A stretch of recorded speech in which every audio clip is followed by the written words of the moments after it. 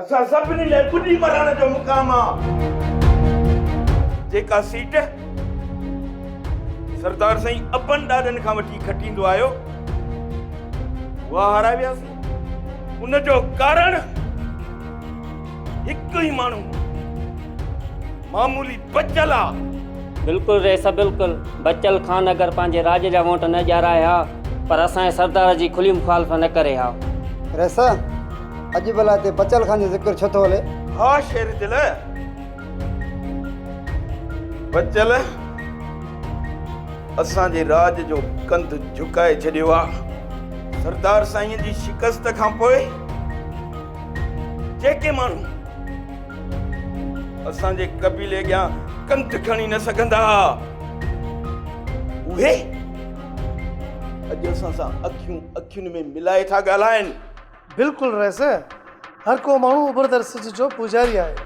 रैसे इहा दुनिया सॼी मतिलब जी आहे। सरदार साईं वटि सीट हुजे हा न त सॼो राज तव्हांजो सलामी हुजे हा साईं। मूं तव्हांखे चयो न ईंदड़ इलेक्शन ताईं बचल खे सुख जो साह खणण कोन ॾींदुसि। रेस तव्हांजी सोच पंहिंजी जाइ ते आहे पर बचल खान बि वॾो सियाणो माण्हू आहे। सॼो राज बचल खान जे हुकुम ते कंध कपाए सघे थो पर झुकाए नथो सघे। ख़बर आहे मूंखे तव्हांजी ख़बर आहे। अॼु ताईं तव्हां मां बचल जे ॻोठ जी केरु कुकुर बि चोरी करे न आहे सघियो। मूं ॿुधो आहे त तव्हां टई नाले वारा चोर हो। शौक़ मां केरु कंदो आहे चोरियूं रेस?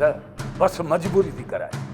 मूंखे सिधो सिधो ॿुधायो त तव्हां चोरी मजबूरी मां था कयो या शौक़ सां? छो त शौक़ वारो खुटी वेंदो आहे ऐं मजबूरी वारो पुॼी वेंदो आहे। रेसा पंहिंजा ॿनी ॿार कुल कचे में आहिनि। 6 महीना फज़ल थिए थो त 6 महीना बेरोज़गारी। हाणे तव्हां चोरियूं रोज़गार लाइ कंदो, सरदार जी इज़त लाइ कंदो। वञो वञी बचल जे राज मां चोरी कयो ऐं हे पहिरियों खणी जॾहिं कचे में पहुचनि त लठियुनि सां उन्हनि जा मग़ज़ कचा करे विझो। रैसे अव्हां जो हुकुम असांजी अखियुनि ते पर बचल खान जे ॻोठ मां चोरी करण को सवलो न आहे। रेस बिल्कुलु चोरियूं कंदासीं। हिननि खे छॾे ॾियो। इहो कमु सिर्फ़ु मुंहिंजो आहे। शाबाश तव्हां वञी चोरीअ जी तयारी कयो। बचल जे ॻोठ मां चोरी करे अचो। उहा ई चोरी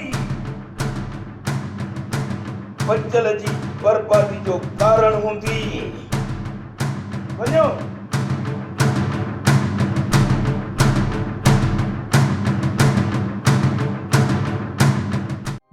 ड्रामा सोप सीरियल मीरास जा तमाम एपिसोड्स ॾिसो हाणे HD क्वालिटीअ में। विज़िट करियो असांजो YouTube channel Sindh TV HD drama. Subscribe कयो असांजो official YouTube channel Sindh TV HD drama ऐं वधीक अपडेट लाइ बेल आइकन खे क्लिक करियो।